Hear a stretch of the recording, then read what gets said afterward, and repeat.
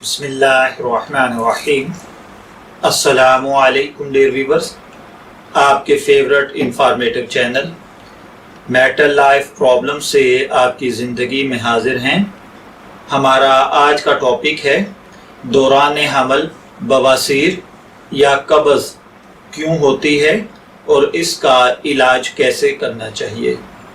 देखिए मेरी बहनों, बवासीर और कब्ज़ ये बाज़ औक़ात खुराक की बेतरतीबी या एहतियात के बग़ैर ज़िंदगी गुजारने से उमूमन हो जाती है।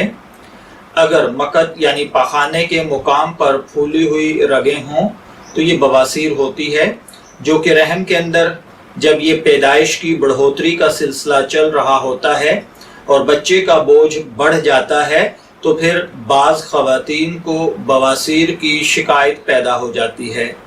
इसी तरह जब आम ज़िंदगी में प्रेग्नेंट ख़वातीन पानी कम पीती हैं या खुराक में बेइतदाली करती हैं या कब्ज़ वाली चीज़ें इस्तेमाल करती हैं तो बाज़ औक़ात कब्ज़ हो जाती है।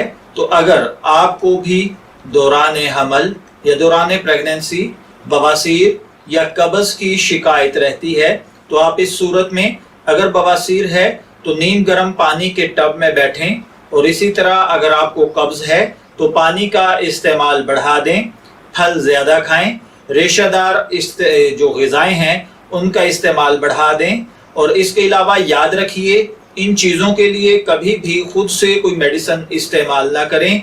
ये मेडिसिन्स आपको फ़ायदे की बजाय नुकसान दे सकती हैं। बेहतर तो ये है कि किसी अच्छी गायनी के साथ कंसल्ट करें और उससे मशवरा करके आप अपनी ज़िंदगी और बच्चे की हिफाजत के लिए मेडिसिन तलब करें। और इसी तरह अगर आप घर में कुछ करना चाहते हैं तो जैसा कि मैंने अर्ज़ किया कि फल ज़्यादा खाएं और रेशादार ग़िज़ाएँ या पतली ग़िज़ाएँ यानी पानी ज़्यादा इस्तेमाल करें, दूध दही का इस्तेमाल बढ़ा दें। इसके अलावा कभी भी दस्तावर या इसी तरह ताकतवर जलाब वाली मेडिसिन इस्तेमाल ना करें, यह आपके लिए नुकसानदेह साबित हो सकती हैं।